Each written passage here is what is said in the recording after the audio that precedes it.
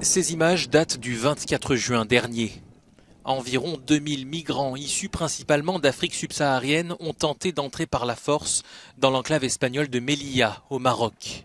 Sur ces images, ils tentent par dizaines de grimper sur ce grillage alors que les forces espagnoles tirent des gaz lacrymogènes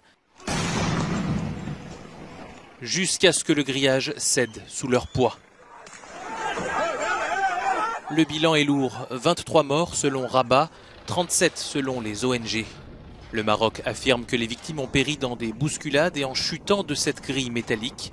Mais des images sont rapidement apparues avec des corps jonchant le sol dans des mares de sang et des policiers marocains faisant un usage brutal de la force. La justice marocaine a engagé des poursuites contre 65 migrants en situation irrégulière qui ont pris part à cette tentative de traversée, en majorité des Soudanais.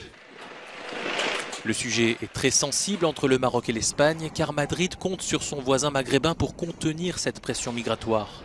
Sur ce drame, le Premier ministre espagnol Pedro Sánchez a pointé la responsabilité de Rabat avant de nuancer son propos en disant reconnaître les efforts du Maroc pour gérer les migrants. Les associations qui représentent les communautés subsahariennes dénoncent cette situation. Ils estiment que le Maroc joue le rôle de gendarme de l'UE. Ils étaient devant le Parlement à Rabat vendredi. Nous sommes ici, c'est pour surtout exprimer notre colère par rapport au massacre qui s'est passé à Melilla.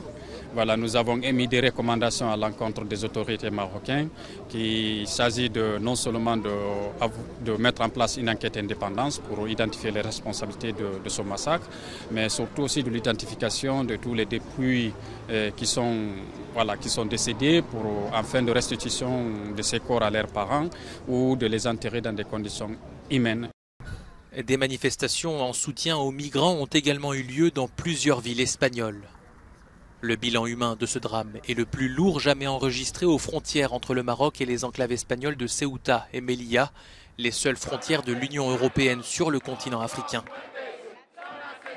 L'incident a suscité une indignation à l'échelle internationale avec des condamnations sévères de l'ONU.